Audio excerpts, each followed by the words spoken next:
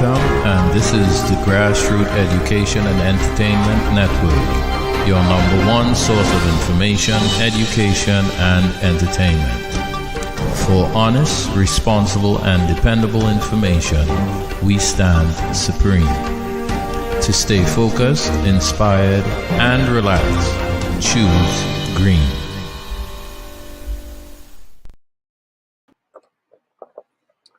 Akabo, and welcome to the traditional herbal health show.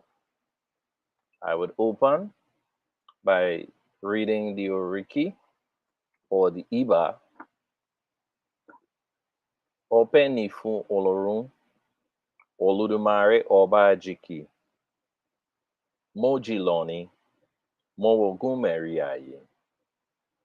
Iba ila orun, Iba Iwo Orun, Iba Ariwa, Iba Gusu, Iba Igbalie, Iba Orun Oke, Iba Baba, Iba Yeye, Iba Atiwo Orun, Ibashe Igungun Kiki Igungun, Ibashe Ori, Ori Inu, Ipori Atiwo Orun.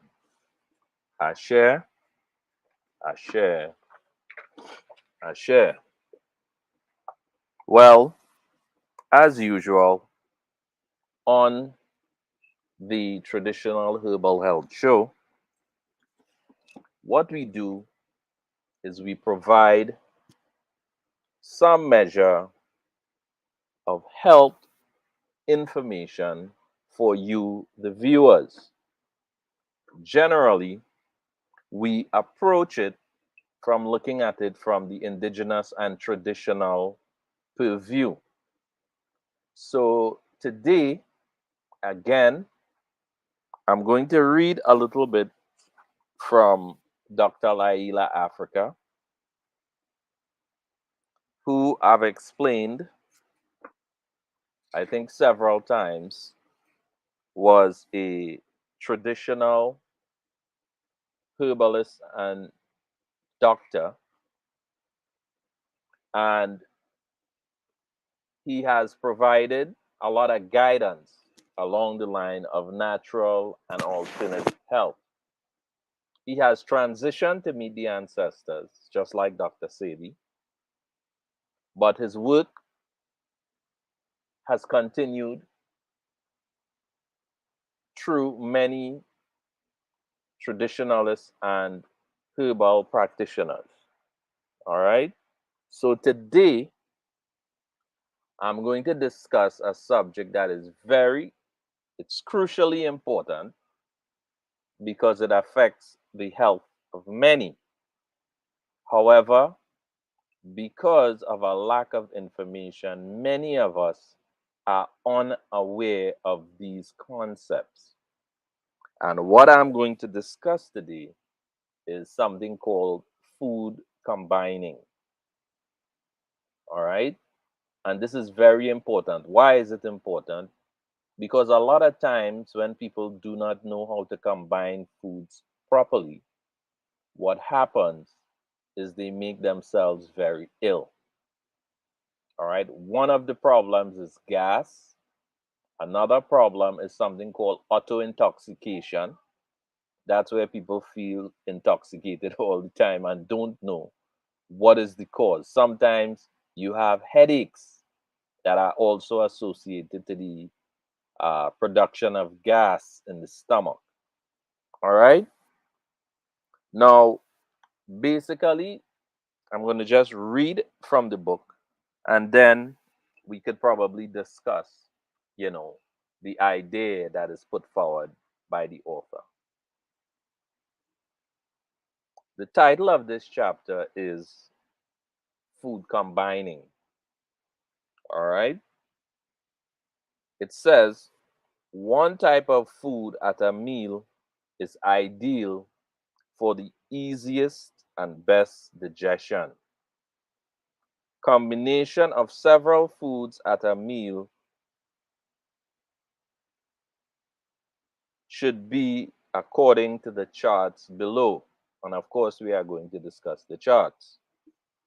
A meal should not consist of more than four food types. So when he speak here of having one type of food, let me explain. To the average person who does not study nutrition, food is food. However, we have different categories of food or different food types. Okay? Depending on the classification, each food will fall into a particular grouping. All right? And I will give some examples. In the food classifications, we have proteins, we have starches, we have acid fruits,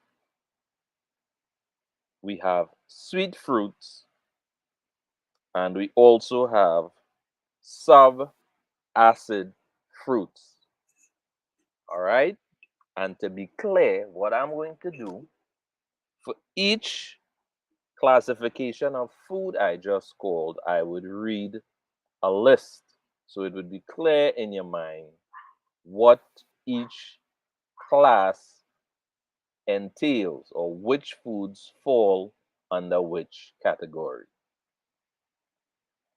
Under proteins, we have things such as nuts, bean sprouts, raw peanuts, sunflower seeds, as well as sesame seeds.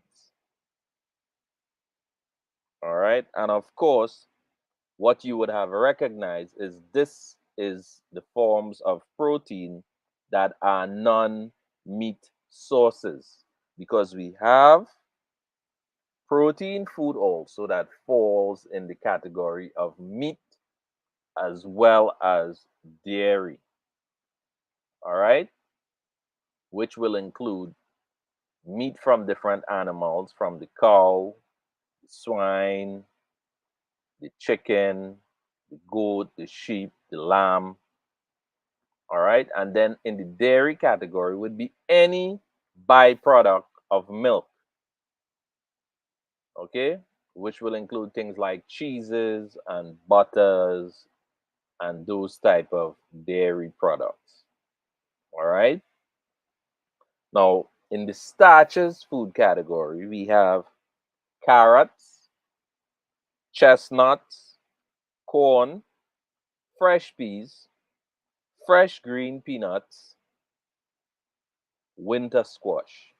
All right, these are just some examples.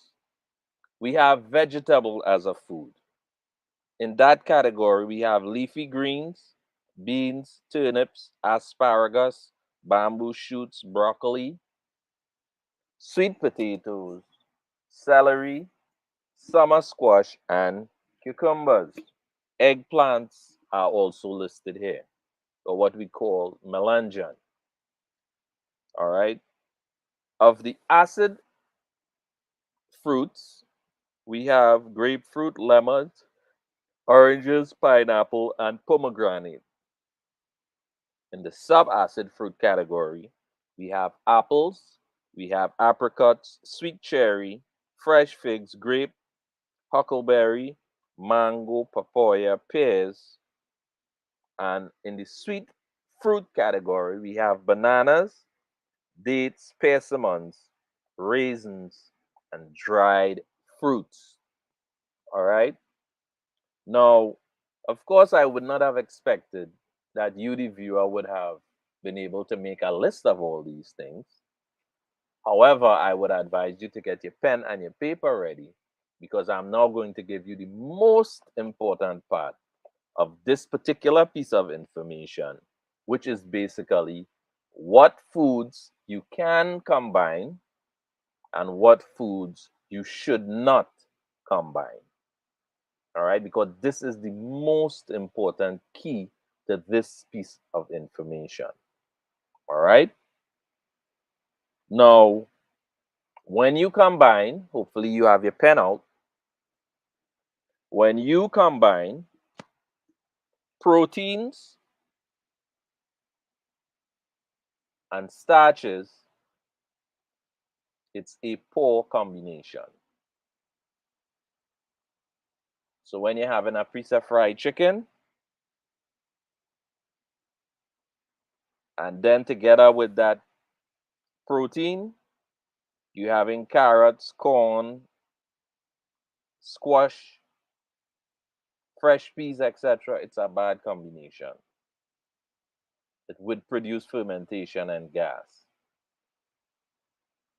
All right. So we would go to another poor combination, which would be protein and acid fruits. All right. Another poor combination would be starches and sweet fruits. Okay. Another poor combination again would be vegetables and sub-acid fruits. Another bad combination would be acid fruits and vegetables.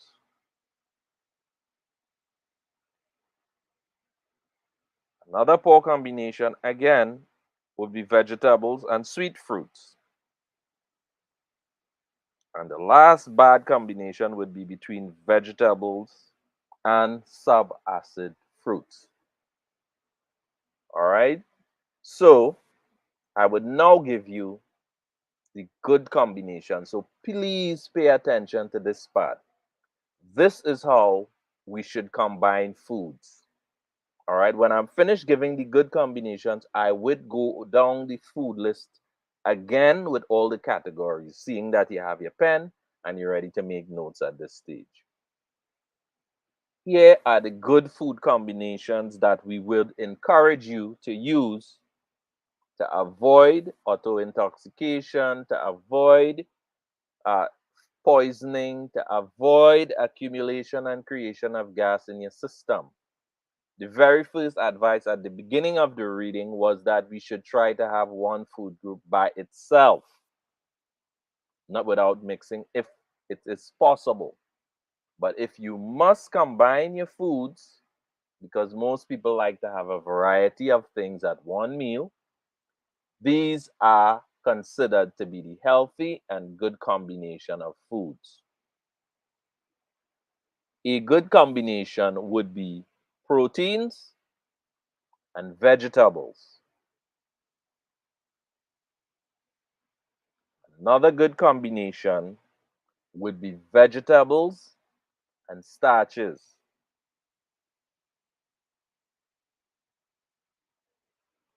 These are the best combinations of food.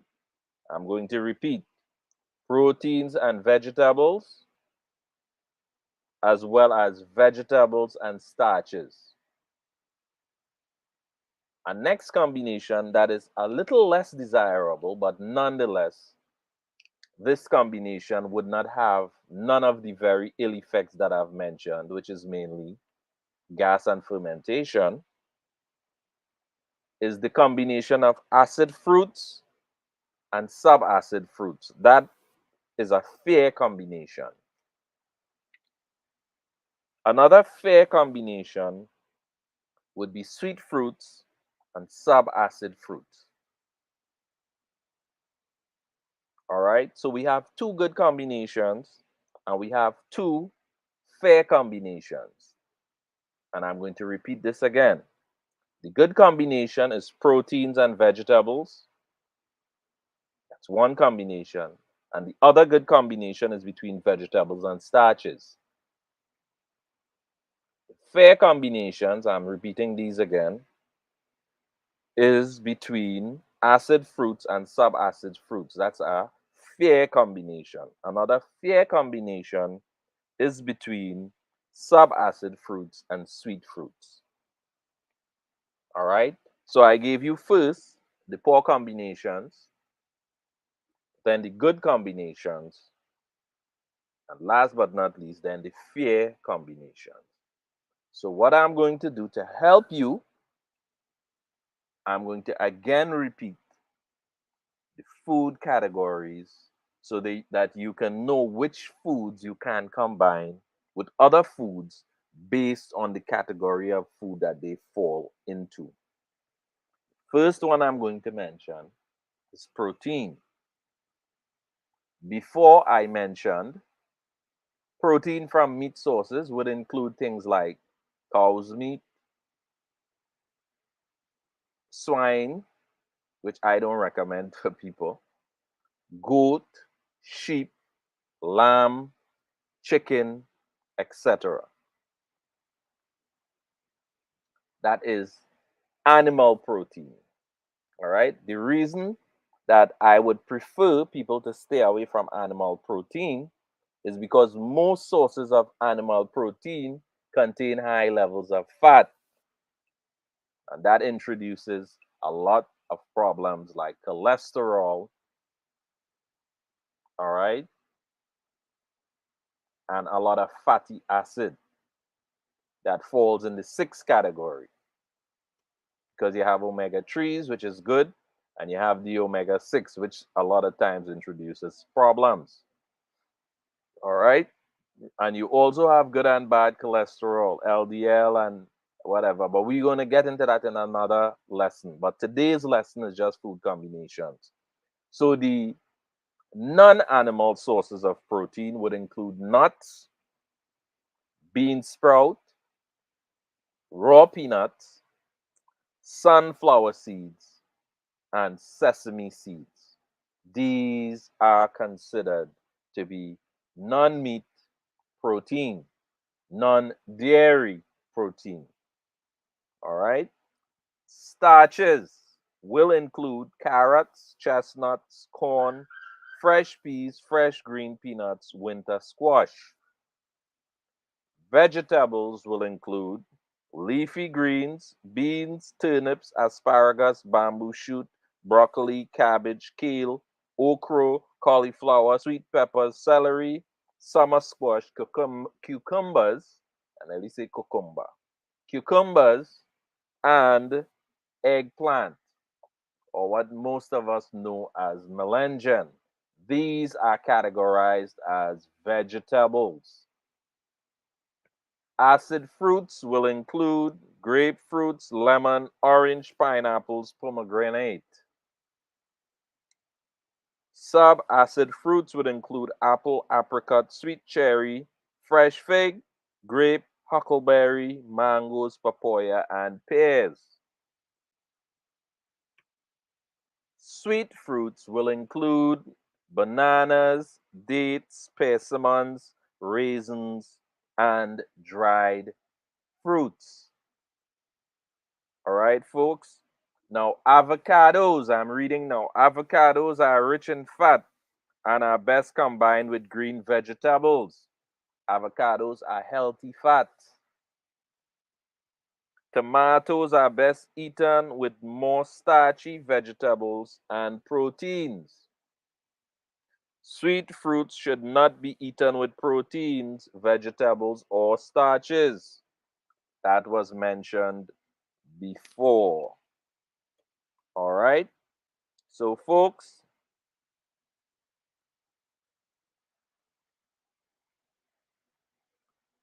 that is the way we combine foods. All right. I want to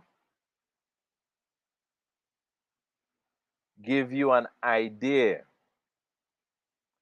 from the book that speaks of digestion time of particular foods, just so we understand. All right. Now, these rules here, in terms of the time, is going to apply to two factors. If you're active, food tends to digest quicker in order to convert into energy, what we call the metabolic rate. That's the fancy term for it. All right. If you are very active, your body needs calories and energy. Your metabolic rate is speeded up. Your body converts the food to energy at a faster rate.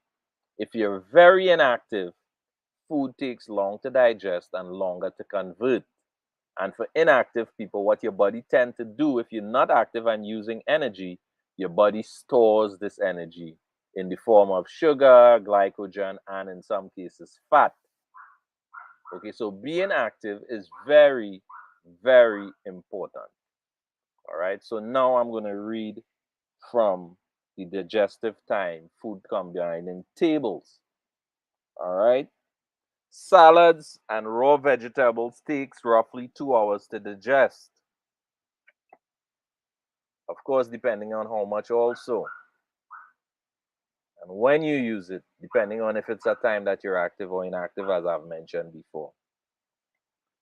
Properly combined meals without animal protein or flesh takes 3 hours to digest. Properly combined meals with flesh take 4 hours, without flesh, 3 hours. Any improperly combined meals takes 8 hours to digest. You see how important it is to combine your meals properly? When you combine them incorrectly, it takes 8 hours to digest a meal. Versus when you eat a meal with flesh is 4 hours. One without flesh is 3 hours. And if you use salads or vegetables, it digests in 2 hours. Okay? Specific foods. Parsley takes an hour and a quarter to digest. Lemon, egg, and Irish moss, 1 hour and a half to digest. Avocados, grape, mangoes, olive, and raspberry take 1 3/4 of an hour to digest. Blueberries, sweet cherry, grapefruit, orange, raisins, coconut milk, artichoke, beet, greens, garlic, potatoes, tomato, and brown rice takes 2 hours to digest. Figs, fresh, pear, pineapple, strawberry, asparagus, carrot, cauliflower, lettuce, of course, iceberg type of lettuce, and romaine lettuce takes 2 1/4 hours to digest. Blackberry, dates, fig, gooseberry, peach, fresh almonds, dandelion, green, leeks, mushroom, okra, lima beans, and white rice takes 2 1/2 hours to digest. Apple, fresh apricot, fresh currant, peach, dried plums, watermelon, chestnut, coconut meat, fresh pecans, beet, duck sorrel, summer squash, and wheat bran take 2 3/4 hours to digest. Bananas, guava, lime, prunes, dried beechnut, filbert, walnut, broccoli, common cabbage, sweet chard, sweet corn, endive, rhubarb, spinach, winter squash, white beans, lentil, soya, and wheat germs take 3 hours to digest. Okay, folks? Safflower oil, sesame seed oil, celery, eggplant, mustard greens, parsnip, peas, dry soybean oil, rye grain take 3 1/2 hours to digest. Persimmons, quince, red cabbage, barleys, and wheatgrass, 3 3/4 hours to digest. Brussels sprout, horseradish, and turnip takes 4 hours to digest. All right. Now, this is the last portion I'm going to read. This is about something referred to as the circadian rhythm. The human body, particularly the major organs in the body, has a particular time during the course of the day and night when their functioning is optimal, and they also have a time when they take a little rest. They can't rest totally, or else you will die. But basically, there is a time where they take a little bit of rest so that they could regenerate their cells and tissues. That cycle is referred to as the circadian rhythm. So I'm going to tell you about the digestive system circadian rhythm. The appropriation time for your digestive system circadian rhythm is the time during which you eat and digestion takes place. That takes place between 12 noon and 8 p.m. You all got that? Between 12 noon and 8 p.m., your body deals with the issue of eating and digestion. From 8 p.m. to 4 a.m. in the morning, what your body goes through is what is called the assimilation process, where it absorbs and uses the breakdown from your food. Between 4 a.m. and 12 noon, your body goes through the elimination process. That is where it gets rid of all your bodily waste. All right. In the olden times, they used to refer to this basically as two cycles, but now it is known today as the digestive system circadian rhythm, which is a little more complicated. In the old days, we used to call it the elimination tide from the time you wake up till midday. And then we used to call it the accumulation tide from noon until the next morning. All right. But today, we know a lot more. So, hence, we could talk about the digestive system circadian rhythm. And that completes my lesson on traditional herbal health for today's class. Now, what I am going to do is I am going to tell you where you would have an opportunity to view this stream whenever you like. Or if you decide you want to share the stream with someone, you could go to any of these pages where the streams, where the videos are, as well as you can also go on YouTube on the Ifa Bemero, home of Ifa Orisha tradition, where all of these videos are together with other videos from our other programs and other videos in general.